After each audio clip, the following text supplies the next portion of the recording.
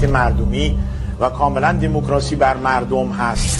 فرقی نیست بین شیعه و سنی. ما بحث مذهب نداریم. صحبت بر این نیست که شیعه باشد یا سنی باشد. یک حکومت مردم بر مردم، یک دموکراسی آزادی، یک آزادی بیان، تمام ادیان، تمام ایده ها آزاد باشند.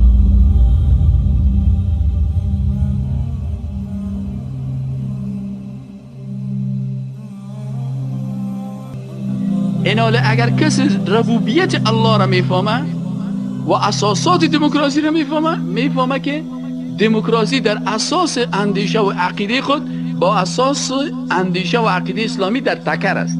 اسلام میگه که این الحکم الا لله، حاکمیت مربوط الله هست. الله هست بر تو ارزش ها را میده. دموکراسی میگه که اینمی ارزش ها مربوط چی میشه؟ مربوط انسان میشه. اسلام میگه که قانون آسمانی است، دموکراسی میگه قانون زمینی هست. این حال کسی که ربوبیت الله را با اساسات اصلی دموکراسی میفهمه هیچ وقت این دوتا را جمع نمیکنه. اما کسایی که اردوی زیر نمیفهمه با شلغه مکت شروع یک جای کردن نامش میمانه دموکراسی اسلامی، یعنی کافری اسلامی. میشه جمع نمیشه. ریشدار بیریش، من یک ریشدار بیریش دیدم.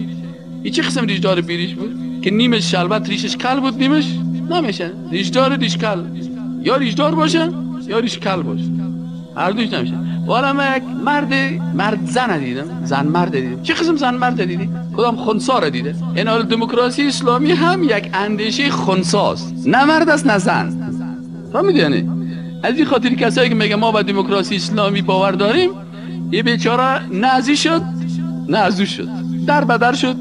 این حال اگر کسی در این نقاطی که ذکر میشه که الله رب مالک است، رب متصرف است، رب خالق است، رب تدبیر کننده است. این حال اگر یکی از این صفات برای مخلوق میده، این در صفت رب بودن خالق این شرک آورد. شرک این چی میگن؟ شرک در ربوبیت. شرک در ربوبیت چی است؟ که یک فعلی که مخصوص الله هست او را برای کی بده؟ بر مخلوق. مسلمانی که ربوبیت الله را مشناسه هیچ وقت ای گفته نمیتونه که من به دموکراسی ایمان دارم. چرا ایمان داشتن و باور داشتن به دموکراسی، باور داشتن به صفت ربوبیت خالق برای کی هست؟